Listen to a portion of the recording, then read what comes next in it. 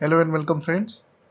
मैं वापस आ गया हूँ यूपीएससी सी सेट के PYQs लेके, प्रैक्टिस क्वेश्चंस लेके। चलिए आज का क्वेश्चन शुरू करते हैं। आज का होली स्पेशल क्वेश्चन जो आप लोगों के लिए है, क्वेश्चन को पढ़ेंगे, पॉज करेंगे, इसमें 3 मिनट का टाइमर लगाइए और सॉल्व करेंगे। ठीक है, चलिए स्टार्ट करते हैं। इस तरीके के क्वेश्चंस को सॉल्व करने का जो सिस्टमैटिक तरीका है ना, वो मैं आपको सिखाता हूँ इस बार।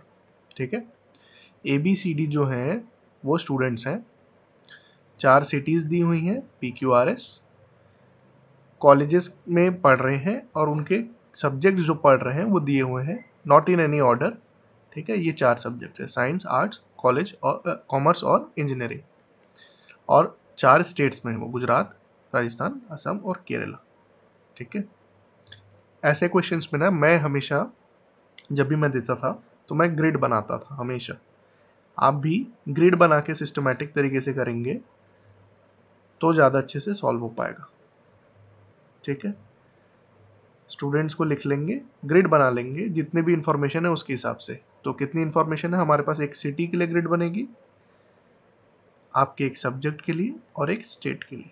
ठीक है, आप कुछ कुछ स्टेटमेंट्स दिए हुए हैं। डी जो है वो असम में पड़ता है। ठीक है, आर्ट्स कॉलेज में जो सिटी है, जो कि सिटी एस में लोकेटेड है, वो राजस्थान में है। ए कॉमर्स पड़ता है, बी सिटी क्यू में रहता है और साइंस कॉलेज जो है वो केरल में। ठीक है, तो ये 3 तो डायरेक्ट इन्फॉर्मेशन है, स्टेटमेंट 1, स्टेटमेंट 3 और स्टेटमेंट 4 किसी ना किसी बच्चे के बारे में डायरेक्ट स्टेटमेंट बता रही है। और स्टेटमेंट नंबर 2 और 5 जो है वो इनडायरेक्ट स्टेटमेंट्स है। ठीक है, चलिए तो इस इन्फॉर्मेशन को मैंने लिख लिया है। ए के बारे में बताया है कि कॉमर्स पढ़ता है, बी क्यू में रहता है और डी जो है वो असम में रहता है।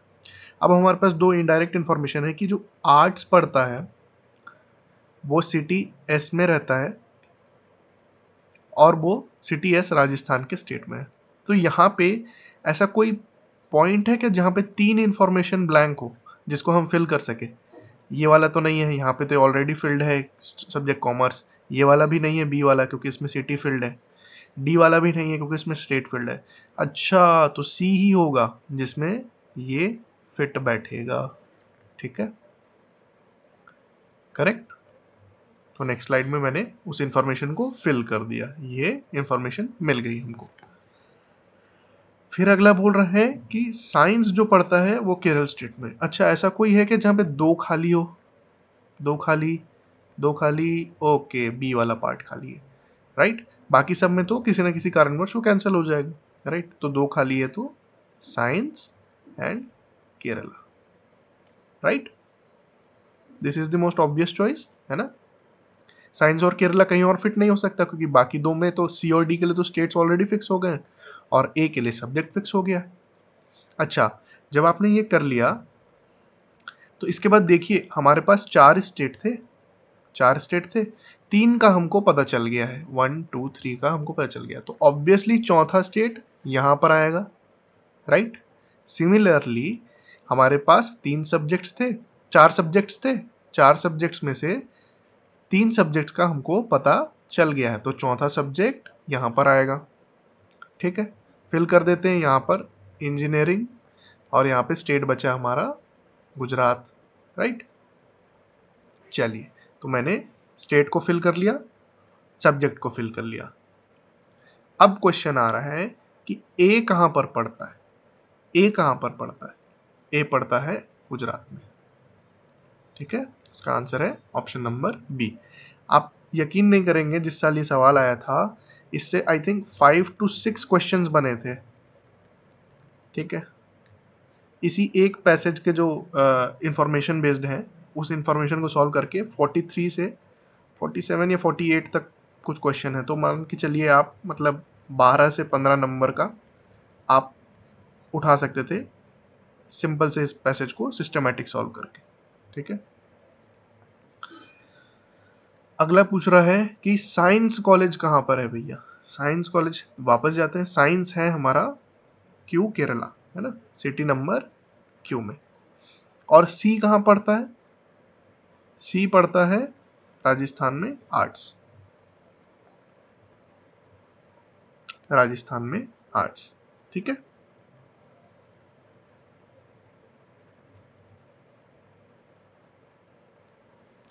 सी राजस्थान में पड़ता है और ये साइंस वाला क्यू में। चलिए आगे बढ़ते हैं। Which of the following statement is correct? D is not studying in city S. D S में नहीं पढ़ता है क्या, देख लेते हैं। D is not studying in S, हाँ करेक्ट है भैया, C पढ़ता है इसमें, है ना। तो ये पहला ही ऑप्शन करेक्ट मिल गया, बाकी को चेक करने का टाइम वेस्ट नहीं करना है, ठीक है। Which of the following statement is correct regarding engineering college? Engineering college में कौन पढ़ता है, देख लेते हैं भैया। इंजीनियरिंग कॉलेज असम में है और उसमें डी पढ़ता है, ठीक है। तो D is studying there, correct. चलिए अगला है which of the following statement is correct? Engineering college is located in Assam. तो ये तो हमने देखा कि ये भी ट्रू है, इंजीनियरिंग कॉलेज जो है वो असम में है, करेक्ट। चलिए तो 48 तक, 43 से 48 तक आपके जो सवाल थे वो 2018 में इस सिंपल पैसेज से बन जाते थे। चलिए ये क्वेश्चन है, इसमें आप अगर 2 मिनट का टाइमर लगाएं और सॉल्व करें तो मुझे बहुत अच्छा लगेगा। आशा करता हूँ आपने सॉल्व कर लिया होगा। अब देखिए इस क्वेश्चन को सॉल्व करने के 2 तरीके हैं। एक तो है एकेडमिक तरीका जो स्कूल में होता, और एक है थोड़ा स्मार्ट तरीका जो एग्जाम हॉल में आपका समय बचा सकता है। दोनों ही तरीके मैं समझा देता हूँ। देखिए क्वेश्चन पहले पढ़ लेते हैं। शॉपकीपर है, वो एक आर्टिकल है, मान लीजिए एक पेन है, मान लेते हैं पेन है। पेन को अगर 40 रुपए में बेचता है तो X% का प्रॉफिट होता है। हाउएवर अगर वो उसको 20 रुपए में बेचता है तो उसको सेम परसेंटेज का लॉस होता है, मतलब -X%। लॉस है तो माइनस साइन आएगा और परसेंटेज तो सेम है, ठीक है। तो ओरिजिनल कॉस्ट क्या था भैया, है ना, CP कॉस्ट प्राइस क्या थी उस चीज़ की, पेन की, जिसमें उस दुकानदार को वो मिला था पेन। चलिए अब एक बार अगर ऑप्शंस देखें ना, देखिए अगर 20 रुपए की कोई चीज़ वो बेच रहा है 40 में और उसको प्रॉफिट हो रहा है X%, ठीक है, लॉजिकल है। फिर वो उसी चीज़ को अगर 20 रुपए में बेच देना तो फिर उसको सेम परसेंटेज का लॉस कैसे हो सकता है? 20 की चीज़ को 40 में बेचा मैंने, है, तो 100% का प्रॉफिट हो गया, और 20 को 20 में बेचूंगा तो सेम परसेंटेज का लॉस होगा क्या? नहीं यार, मेरे को तो 0% का प्रॉफिट नो लॉस वाली बात होती है ना। तो ये ऑप्शन गड़बड़ा गया, करेक्ट, ये नहीं हो सकता। X% और -X% नहीं बैठेगा, करेक्ट। सिमिलरली अगर आप 40 के ले लें, 40 के लिए अगर देखेंगे तो 40 रुपए की आइटम को अगर वो 40 रुपए में बेचेगा तो कितना प्रॉफिट हुआ? 0% प्रॉफिट। फिर उसको 20 में बेचेगा तो क्या सेम परसेंटेज ऑफ लॉस होगा? नहीं होगा ना, इनकरेक्ट, राइट। तो ये ठीक है।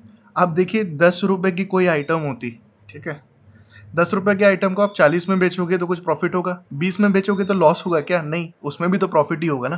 तो ये ऑप्शन में नहीं बचा, राइट। तो ऑप्शन क्या बचता? एक ही ऑप्शन बचता है यार, ₹30। ऐसे सिंपली सॉल्व कर सकते थे, करेक्ट, सिंपल था ना बहुत, है ना। और अगर एकेडमिक तरीके से चलना है तो फिर हम क्या लिखते हैं?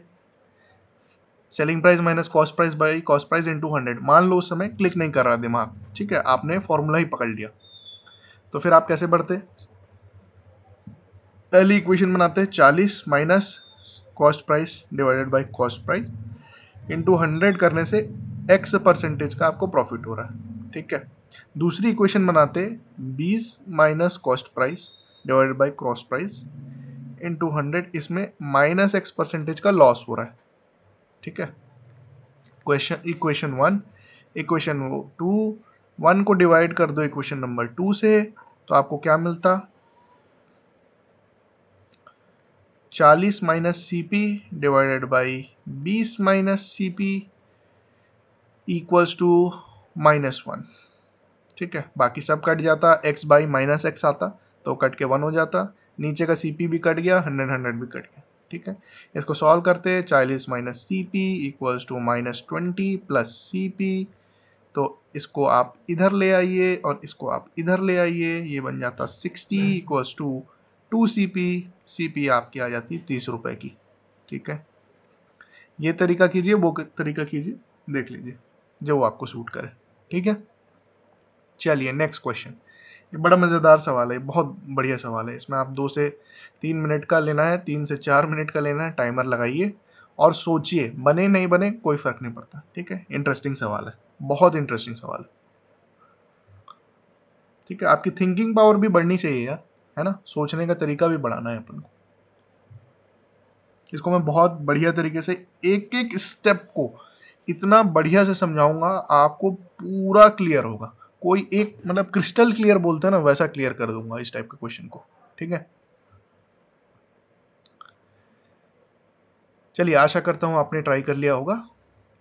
इसमें है 24 इक्वली स्पेस्ड पॉइंट्स है। ठीक है, एक सर्कल के सरकमफरेंस पे पड़े हुए। Maximum number of equilateral triangles इसमें कितने ड्रॉ कर सकते हैं, है ना। ऑब्वियसली 3-3 पॉइंट को लेके इक्विलेटरल ट्राइंगल बनेगा, drawn by taking 3 points as a vertices. ठीक है, मैं क्वेश्चन को समझाता हूँ स्टेप बाय स्टेप, जैसे एकदम छोटे बच्चे को समझा रहा हूँ। ठीक है, पहले तो भैया इक्विलेटरल ट्राइंगल क्या होता है। इक्विलेटरल ट्राइंगल एक ऐसा ट्राइंगल होता है जिसकी तीनों साइड्स की लेंथ बराबर है। अगर ये 3 सेंटीमीटर है तो ये भी 3 सेंटीमीटर है, ये भी 3 सेंटीमीटर है। इस तरीके के ट्राइंगल जब भी बनते हैं तो इनका इंटरनल एंगल 60 डिग्री का होता है, 60 डिग्रीज का। और अगर इनका जो ट्राइंगल का सेंटर पॉइंट है ना, ये इसको सेंट्रॉइड बोलते हैं, जो ये सेंटर पॉइंट जो है, इससे आप एक परपेंडिकुलर डालो और इस वर्टाइस से एक परपेंडिकुलर डालो और यहाँ से एक परपेंडिकुलर डालो लाइन, तो इनके बीच का एंगल 120 डिग्री बनता है। बहुत इंपॉर्टेंट प्रॉपर्टी, इनफैक्ट इस 120 डिग्री वाले प्रॉपर्टी को ही हम यूज करने वाले हैं। ठीक है, एंगल जो बनेगा किसी भी दो वर्टाइसेस के बीच में। ठीक है, ये वाला जो एंगल सेंट्रॉइड से होते हुए बन रहा है वो 120 degree. Centroid basically centre point होता है। अगर आप किसी भी ट्राइंगल का एक परपेंडिकुलर डालें, दूसरा परपेंडिकुलर डालें और तीसरा परपेंडिकुलर डालें, तो वो जिस पॉइंट पे मिलता है ना, वो सेंट्रॉइड कहलाता है, सेंट्रॉइड। सर्कल में सेंटर ऑफ द सर्कल होता है ना, वैसे ही ट्राइंगल में सेंट्रॉइड होता है। ठीक है, तो इस सेंट्रॉइड को मैं ओ से डिनोट कर लेता हूँ। तो ए ओ सी का एंगल 120 होगा, बी ओ सी का भी 120 और ए ओ बी का एंगल भी 120 होगा। ये प्रॉपर्टी ध्यान रखेंगे। ठीक है, ये इंपॉर्टेंट प्रॉपर्टी। अब क्वेश्चन क्या बोल रहा है कि एक सर्कल में बहुत सारे इक्वली स्पेस्ड पॉइंट्स हैं, बराबर बराबर डिस्टेंस पे पॉइंट्स बने हुए हैं। ठीक है, उनमें आपने एक ट्राइंगल बना दिया, ए बी सी का इक्विलेटरल ट्राइंगल फिट कर दिया। ठीक है, अब वो जानना चाह रहा है एग्जामिनर के ऐसे कितने सारे इक्विलेटरल ट्राइंगल बनेंगे। हो सकता है एक ऐसा भी बन जाए, ठीक है, इस तरीके से बन जाए, और कोई दो पॉइंट्स को मिला के भी और बन जाए इस तरीके का। ठीक, सबका 60-60-60 है ना, इस तरीके से बनेंगे। तो कितने बनेंगे ये हमको जानना है। तो पहला चीज तो हम समझ गए यार कि एक सर्कल है, उसमें एक इक्विलेटरल ट्राइंगल बनेगा, तो इस तरीके का दिखेगा। अब इससे हमको ये समझ में आ रहा है कि प्रोबेबली इस पॉइंट को यहाँ पे रोटेट करके देखते हैं, थोड़ा सा रोटेट किया, जैसे कि इस फिगर में शो हो रहा है, किसी किसी एंगल से। अभी हमें को नहीं पता कि कौन से एंगल से रोटेट किया, बस रोटेट किया। तो एक और पॉइंट होगा, है ना, जैसे यहाँ पे डी बनाया है, यहाँ ई बनाया है और ये एफ बनाया है, इनको जोड़ने से भी एक यूनिक ट्राइंगल बन रहा होगा। ठीक है, फिर थोड़ा और रोटेट करेंगे, थोड़ा और रोटेट करेंगे, थोड़ा और रोटेट करेंगे। ठीक है, अंत में एक ऐसा टाइम आएगा कि ये जो ए पॉइंट है ना, इसको डी के लिए भूल जाइए, 2 मिनट के लिए ए ही मानिए। चलिए, ये ए पॉइंट यहाँ आ जाएगा, ये ए पॉइंट यहाँ आएगा, ये ए पॉइंट आएगा, फिर आएगा एंड सो ऑन। आते आते आते ये जो सी की जो पोजीशन है ना, वहां पे आ जाएगा। ठीक है, मैं आगे वाली स्लाइड में बताता हूँ। चलिए, मैं क्या बताना चाह रहा हूँ, ये कुछ कुछ एंगल से रोटेट होके ये ए पॉइंट अभी यहाँ है। ठीक है, ये है बी और ये है सी।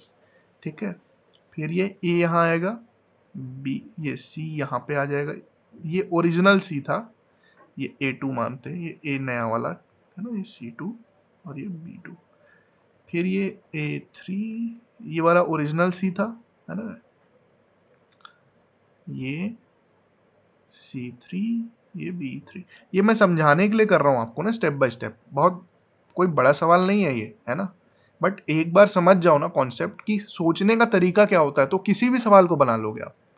समझ रहे हो, मैं आपकी थिंकिंग पावर इंक्रीज करने के लिए समझा रहा हूँ, इमेजिनेशन इंप्रूव करवा रहा हूँ, ठीक है। B4 and so on, rotate करते करते ये ओरिजिनल पोजीशन पे आ जाएगा। अरे वाह, तो जब ये ओरिजिनल पोजीशन जैसे हुआ, तो ये तो ट्रायंगल हम एक बार ऑलरेडी काउंट कर चुके हैं, है ना।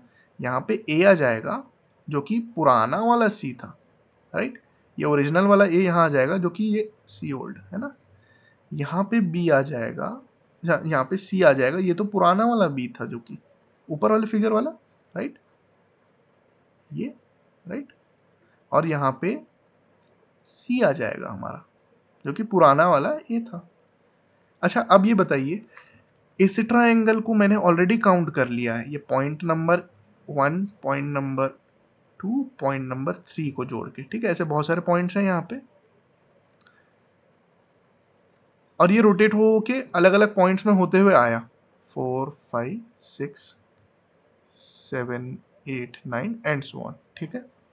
क्या मुझे इस ट्रायंगल को फिर से काउंट करना चाहिए? क्या ये एक यूनिक ट्रायंगल है? नहीं, ये तो वही पॉइंट्स को लेकर के बना ना, 1, 2, 3। तो इसको डबल काउंट नहीं करना है, मुझे सिर्फ ये पता लगा लेना है कि मेरे स्टार्टिंग वाले पॉइंट से इस पॉइंट तक जिसमें फिर से वो ट्रायंगल रिपीट हो गया, कितने सारे ऐसे यूनिक पॉइंट्स आए।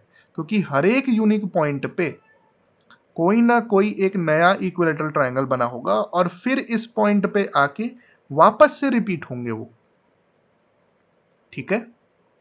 जैसे ये फर्स्ट वाला ट्रायंगल रिपीट हुआ, वैसे ही सेकंड वाले जो ये वाला ट्रायंगल है, ये भी फिर से कभी रिपीट होगा। जब ये बी इधर आ जाएगा, ये इधर आ जाएगा, ये इधर आ जाएगा एंड सो ऑन, ठीक है। तो मुझे सिर्फ और सिर्फ क्या करना है, ए और सी के बीच का जो हमारा था, ए और सी के बीच का कितने यूनिक पॉइंट्स आते हैं वो पता कर लेना है। ए, सी और ये बी है, ठीक है। कितने यूनिक पॉइंट्स आए। अब सर्कल पे आते हैं। देखिए, सर्कल के बीच में जो एंगल होता है किसी भी दो पॉइंट में, इक्विडिस्टेंट पॉइंट बोल रहा है क्वेश्चन में, 24 इक्विडिस्टेंट पॉइंट, ठीक है। एक क्लॉक ले लेते हैं, क्लॉक में 12 इक्विडिस्टेंट पॉइंट है ना। इसका एंगल, ये एंगल, ये एंगल, ये एंगल, सब एंगल बराबर है। कितने डिग्री का होता है हमको पता है, क्लॉक में 30 डिग्री का, 30 डिग्री का, राइट एंड सो ऑन। कैसे 30 डिग्री का होता है? देखिए यार, 360 डिग्री का सर्कल होता है। अब 12 इक्विडिस्टेंट पॉइंट है तो 30 डिग्री का हो गया, राइट। तो वैसे ही अगर 360 डिग्री की सर्कल है और 24 इक्विडिस्टेंट पॉइंट है, तो ये 15 डिग्री का एंगल बनाएंगे, ठीक है, दो पॉइंट्स के बीच में। तो ये कुछ इस तरीके का होगा। इसमें आप देख सकते हैं, इसको अपन 24 पॉइंट है जो कि इक्विडिस्टेंट है, हर एक के बीच का जो एंगल है ये 15 डिग्रीज है, ये भी 15 डिग्रीज होगा, ठीक है, सिंपल। अब इसको ए पॉइंट मानो, आप ए पॉइंट यहां पे मानो, बी पॉइंट ना यहां पे कहीं है, और सी पॉइंट हमारा यहां पे कहीं, ठीक है। अब देखिए हमने क्या पढ़ा था, एक इक्विलेटरल ट्रायंगल बन रहा है, ठीक है। वो क्या एंगल बना रहा होगा ये दो पॉइंट्स के बीच में, 120 डिग्री का, ठीक है। अब इनके बीच के जितने भी पॉइंट्स होंगे ना, उनको आप गिन लीजिए, काउंट कर लीजिए कितने होंगे 15 डिग्रीज पे, राइट। पहला पॉइंट है यहां से 15 डिग्री, 15, 30, 45, 60, 75, 90, 105, 120। तो ये वाला हमारा ए है और ये वाला हमारा पॉइंट सी होता, ठीक है। तो कितने पॉइंट हुए, ए से शुरू करेंगे, 1, 2, 3, 4, 5, 6, 7, 8। अब इसको काउंट फिर से मत कर लीजिएगा, यहाँ पे हमने ए से काउंट कर लिए हैं, यहाँ पे तो रिपीट होना शुरू हो जाता है पैटर्न, राइट, रिपीट होना शुरू हो जाएगा। इसको ऐसे भी कर सकते थे कि कोई भी दो पॉइंट जिनके बीच में 120 डिग्री बन रहा हो, ठीक है, 120 डिग्री बन रहा हो, और दो पॉइंट्स के बीच का एंगल अगर 15 डिग्री है, तो टोटल ऐसे कितने यूनिक पॉइंट्स होंगे? 8। 120/15 कितने हुए? 8। कौन कौन से पॉइंट है? ये वाले 8। इसके बाद फिर से रिपीट होना शुरू हो जाएगा, इसके बाद रिपीट होना शुरू हो जाएगा, राइट? ठीक है, तो ऐसे कितने पॉइंट्स होंगे? आंसर है 8। ठीक है, आशा करता हूं आपको समझ में आया होगा। इजी है, बहुत कॉम्प्लिकेटेड नहीं है। मैंने बहुत स्टेप बाय स्टेप ब्रेक इसलिए किया कि आपको प्रोसेस समझ में आए कि कैसे सॉल्व करते हैं, दूसरा आपकी थिंकिंग पावर बढ़े, और तीसरा जब अंडरस्टैंडिंग होती है तो इस तरीके का कोई और सवाल भी आ जाएगा एग्जाम में, तो आप उसको भी समझ पाएंगे और सॉल्व कर पाएंगे। अगर आपको इससे कुछ हेल्प हुई हो तो आप अपने फ्रेंड्स के साथ शेयर कर सकते हैं, सब्सक्राइब कर सकते हैं, कमेंट कर सकते हैं, लाइक कर सकते हैं। स्माइल तो करना ही है भाई, होली आई है, होली स्पेशल था वीडियो, है ना? तो बढ़िया होली मनाइए, एंजॉय कीजिए, थोड़ा अपने कमरे से बाहर निकलिएगा, फ्रेंड से मिलिएगा, गुजिया वगैरह खाइएगा, और उसके बाद फिर वापस प्रैक्टिस कीजिएगा। Practice practice and practice. हमारा देखिए दो ही चीज़ें हैं कंसिस्टेंसी में, मैथ्स के लिए कंसिस्टेंसी चाहिए आपको और प्रैक्टिस चाहिए। आप बोलेंगे कि एक दिन में मैं 12 घंटे का मैराथन वीडियो देख लूं और हो जाएगा मेरा, पीएनसी क्लियर हो जाए, परम्यूटेशन कॉम्बिनेशन क्लियर हो जाए, अरेंजमेंट क्लियर हो जाए, ऐसे नहीं होगा सर, ऐसे नहीं होगा। एक दिन में आप पूरे 20 दिन का खाना नहीं खा सकते, हर दिन आपको खाना पड़ता है ना? ऐसा नहीं होता कि एक दिन आप ब्रश कर लें बहुत ज़्यादा 2 घंटे के लिए और अब आगे कभी ब्रश नहीं करना पड़े, राइट? ऐसा नहीं होता, कुछ चीज़ें आपको डेली बेसिस पे थोड़ी थोड़ी करनी पड़ती है, करेक्ट? चलिए, happy Holi, have a nice day.